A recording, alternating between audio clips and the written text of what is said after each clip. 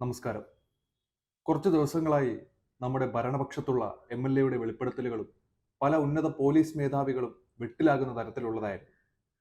ഇതിനെ ചൊല്ലി യൂത്ത് കോൺഗ്രസും യു.ഡി.എഫും വികസിപ്പിക്കുന്ന നാടകങ്ങളും ഇതിനിടയിൽ തകൃതിയായി നടക്കുന്നുണ്ട്.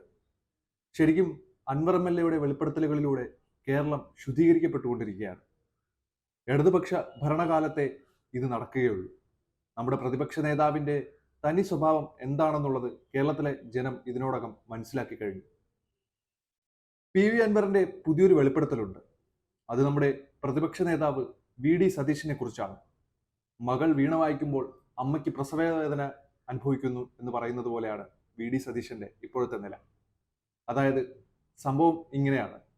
വി.ഡി. സതീശന് ബി.ജെ.പി. ബന്ധമുണ്ടെന്ന തരത്തിലുള്ള കാര്യങ്ങളാണ് പി.വി. അൻവർ വെളിപ്പെടുത്തിയത്. വെറുതെ ചുമ്മാ ഒരു ആരോപണം ഉന്നയിക്കുകയല്ല അൻവർ എം.എൽ.എ ചെയ്തിരിക്കുന്നത്. നാട്ടിലെ പകുതിയോളം വരുന്ന കോൺഗ്രസ് നേതാക്കന്മാർ ബി.ജെ.പി. അനുഭാവികളാണെന്നുള്ളത് സതീശന്റെ ബി.ജെ.പിയുമായുള്ള അവിഹിത ബന്ധത്തിൽ നിന്നും നമുക്ക് മനസ്സിലാക്കാൻ കഴിയും. ഒരിക്കലും ഈ പറയുന്ന വി.ഡി. സതീശൻ ആർ.എസ്.എസിന്റെ പരിപാടിയിൽ പങ്കെടുത്തതൊക്കെ വലിയ വിവാദങ്ങൾ സൃഷ്ടിച്ച സംഭവമായിരുന്നല്ലോ. ഗോൾവാക്കറുടെ പടത്തിന് മുന്നിൽ തിരികൊളുത്തിയ സതീശന്റെ മുഖം ഇവിടെ ആരും മറന്നിട്ടില്ല.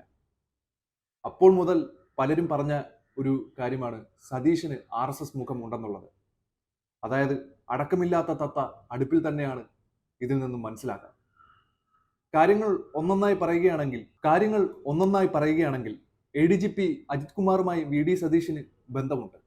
എ.ഡി.ജി.പി. അജിത് കുമാർ സംഘപരിവാറിലെ ദത്തോത്രയുമായി നടത്തിയ കൂടിക്കാഴ്ച സതീശന് വേണ്ടിയാണെന്നുള്ളതും പുനർജനി കേസിൽ സഹായം ചെയ്യുന്നതിന് വേണ്ടിയാണെന്ന് പറയുന്നതിനോടൊപ്പം തന്നെ വേറെ കുറച്ച് കാര്യങ്ങൾ കൂടിയുണ്ട്.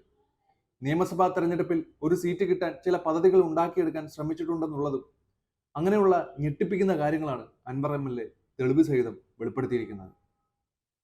സതീശൻ ചെയ്ത തെറ്റിനെ മറച്ചു പിടിക്കാൻ വേണ്ടി മുഴുവൻ ആരോപണങ്ങളും മുഖ്യമന്ത്രിയുടെ തലയിൽ ചാർത്തിക്കൊടുക്കാനാണ് സതീശൻ ഇപ്പോൾ ചെയ്തുകൊണ്ടിരിക്കുന്നത്.